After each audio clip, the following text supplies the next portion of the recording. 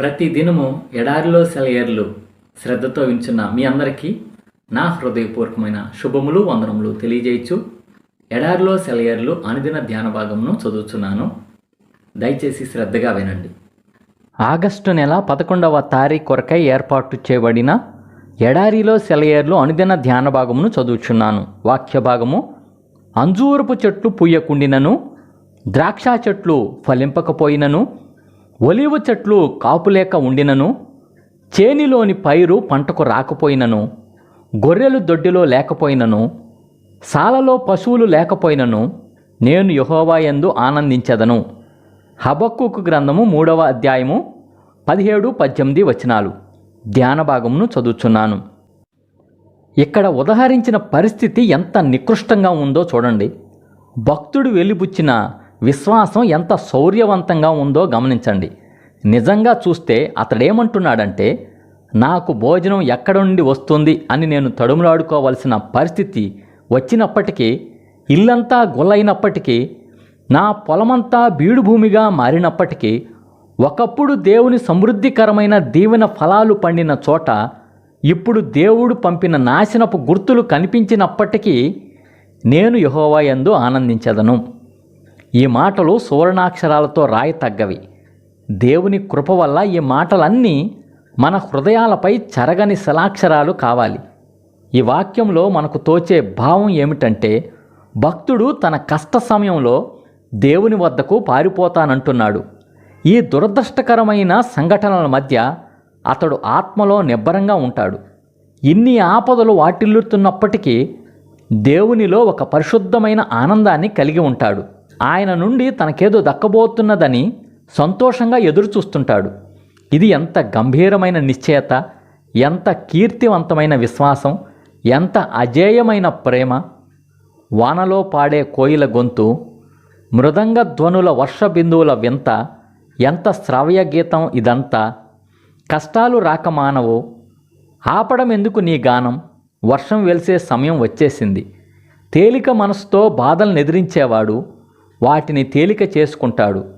కన్నీరు కార్చినవాడు కమ్మని పాట వింటాడు. వానలో పాడే కోయిలమ్మ అర్థమైంది. నీ గీతంలోని మధురిమ, అందులోని సందేశ గరిమ. మబ్బు ముసిరినప్పుడే పాటకు సమయం. ఇదే ఈ దినమునకై ఏర్పాటు చేయబడిన ఎడారిలో సెలయేర్లు అనుదిన ధ్యాన భాగము.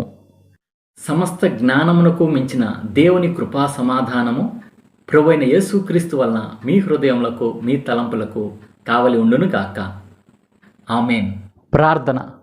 పరిశుద్ధుడా, ప్రేమ కలిగిన తండ్రి, రాజులకు రాజా, ప్రభులకు ప్రభువా, నిన్న నేడు నిరంతరం ఏకరీతిగా ఉన్న మా గొప్ప దేవ, పరలోకమందున మా తండ్రి, దినదినము మమ్మల్ని ఆత్మీయంగా అభివృద్ధి చేస్తున్న విధానం బట్టి వందనములు స్తోత్రం చెల్లించుకుంటున్నాం ప్రభువా. ఈ దినమున నీ భక్తుడైన హబక్కూకు తన యొక్క ఆత్మీయ స్థితి ఏ విధంగా ఉందో మేము చూస్తూ వచ్చాం ప్రభువా. తను ఎలాంటి నికృష్టమైన స్థితిలో, ఎలాంటి ఇబ్బందులు ఉన్నప్పటికీ, ఎలాంటి క్లిష్టమైన పరిస్థితుల్లో ఉన్నప్పటికీ ప్రభువా, నీ యందు ఉండే నిశ్చయత, విశ్వాసము, అజేయమైన ప్రేమ మేము చూస్తూ వచ్చాం ప్రభువా. అయా, అలాగున మేము కూడా తండ్రి ఎప్పుడూ నీ యందు శుభప్రదమైన నిరీక్షణ కలిగి ప్రభువా, విశ్వాసం కలిగి, ప్రేమ కలిగి మా యొక్క ఆత్మీయ జీవితంలో విజయవంతంగా ముందుకెళ్లే కృపా ధన్యత దయచేయమని వేడుకొంచున్నాం ప్రభువా. ఈ దినం నీ బిడ్డలు చేస్తున్న పనుల్లో, ప్రయత్నాల్లో, ప్రయాణాల్లో మీరే తోడుగా ఉండమని వేడుకొంచున్నాం ప్రభువా. వారి యొక్క రాకపోకల్లో మీరే తోడుగా ఉండమని వేడుకొంచున్నాం తండ్రి. వారి యొక్క ఉద్యోగ బాధ్యతలో మీరే తోడుగా ఉండమని వేడుకొంచున్నాం తండ్రి. అలాగిన వారికి ఉన్న ప్రతి ఒక్క సమస్య, శోధన ధైర్యంగా ఎదుర్కొనే కృప ధన్యత దయచేయమని వేడుకొంచున్నాం ప్రభువా. కూలి పని చేసుకునేవారు, వారి యొక్క పొలం వెళ్ళేటప్పుడు వచ్చేటప్పుడు మీరే తోడుగా ఉండమని వేడుకొంచున్నాం ప్రభువా. సొంత వ్యాపారం చేసుకునేవాళ్ళు వారి యొక్క వ్యాపారంలో నీతి నిజాయితీ కలిగి వారు లాభదాయకంగా వారి యొక్క వ్యాపారం ఉండటానికి సహాయం చేయమని వేడుకొంచున్నాం ప్రభువా. అలాగిన తండ్రి, చిన్నపిల్లల్ని, యవనస్తుల్ని నీ కృపాస్థలకు అప్పచెప్పుకుంటున్నాం ప్రభువా. వారి స్కూల్స్కి, కాలేజీకి వెళ్ళేటప్పుడు వారి రాకపోకలో మీరే తోడుగా ఉండమని వేడుకొంచున్నాం ప్రభువా.